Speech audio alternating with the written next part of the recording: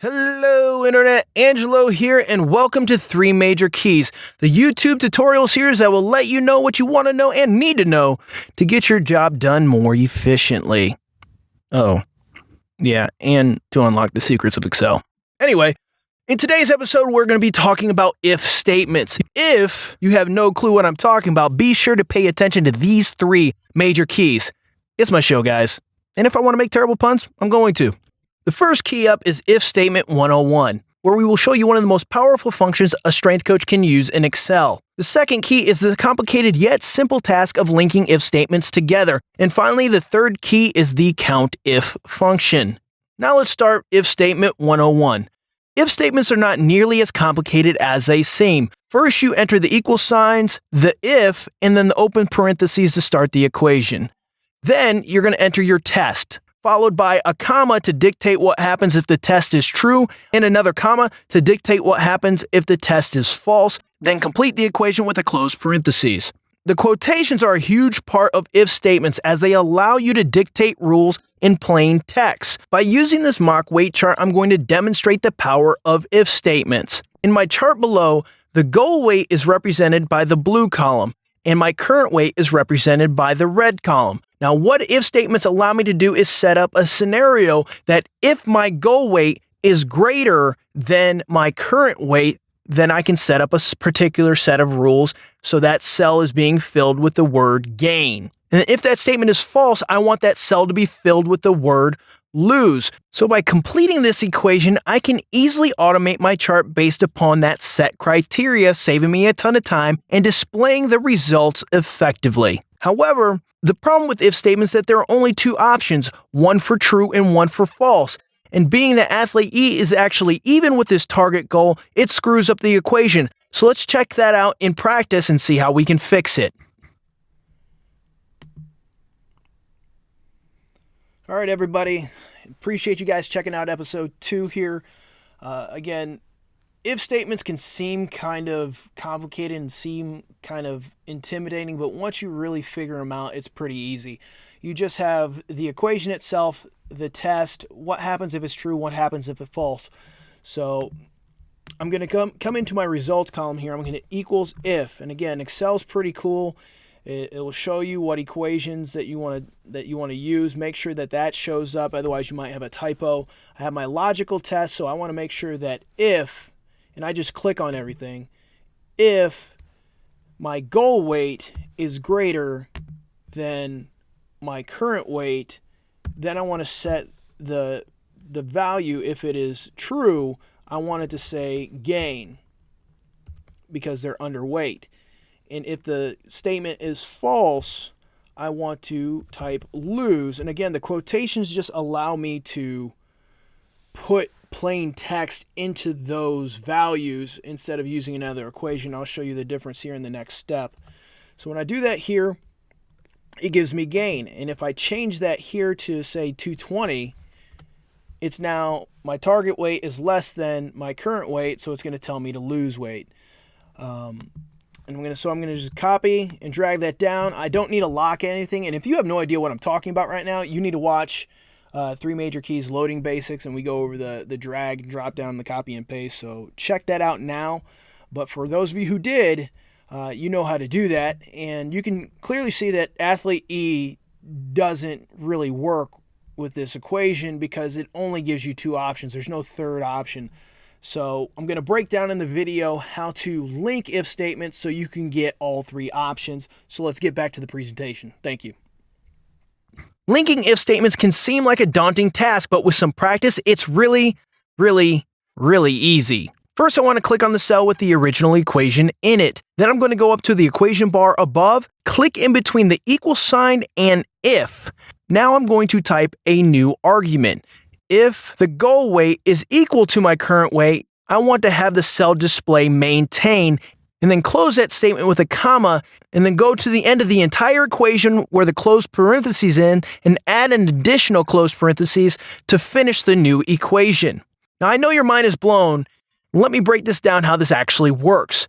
Now Excel is going to go through the equation in order. So now maintain becomes my new true statement, and now the entire former equation becomes my new false statement, and Excel will run that accordingly. Now make sure you have the comma in the right position after the quotation marks of maintain, and make sure you have dual close parentheses at the end.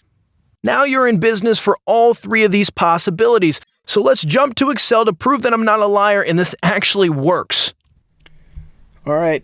Now with that, we're back to the real world. I'm going to copy and paste that equation down. Again, I do not have to lock it because I want those ranges to drag down and shift down as I paste them. Again, if you don't know how to use that, click this box right here and it will take you to the first episode. All right, now, linking if statements can again seem a little bit daunting at first, but once you figure out what you're doing, using the equation blend when using if statements, because all I got to do is click right there in between the if and the equal sign, and then I'm just going to create a new if statement that if, and I'm just going to click again, if what is now C12 is equal to B12, then I want Excel to type in maintain.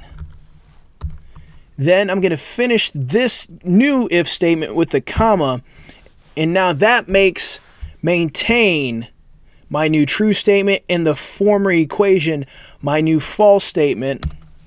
And so when I hit enter, don't worry if you just did what I did and you forgot to put the bracket up there because I'm an idiot and broke my own rules. Excel will tell you that you forgot to do that and do it for you, so it works.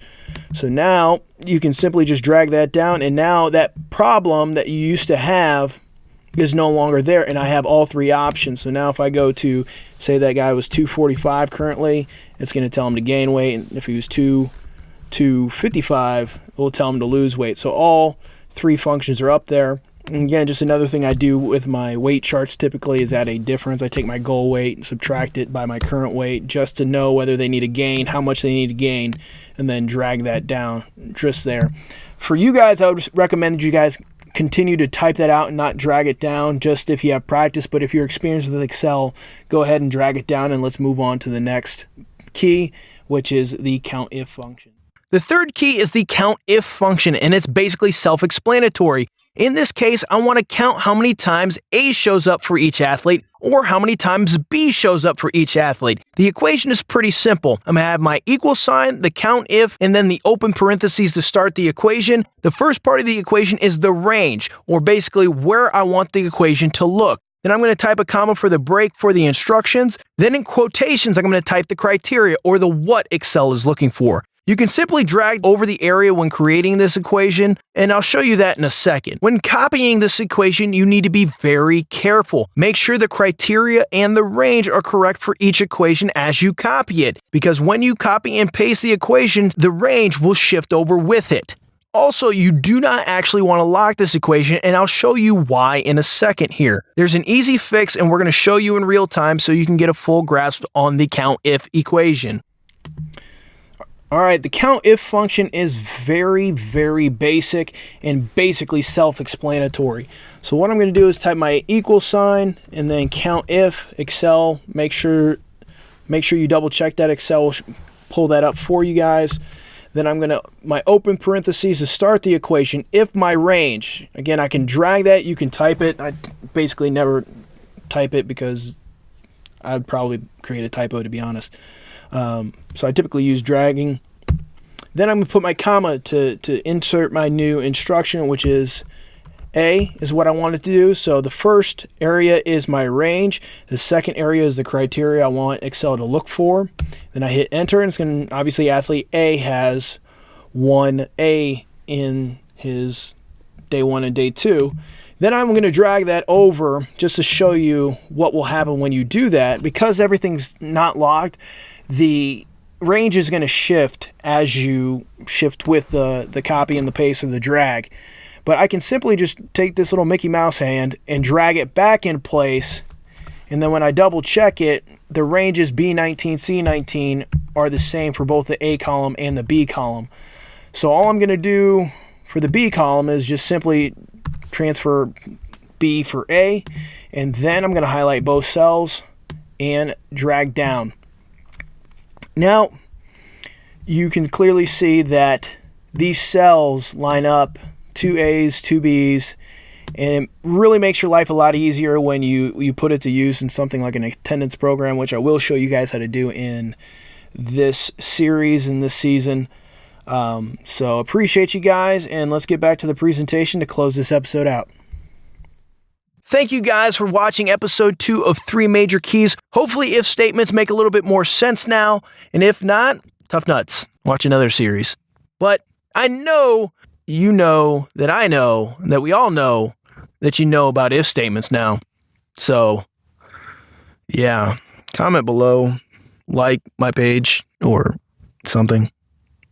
Bye.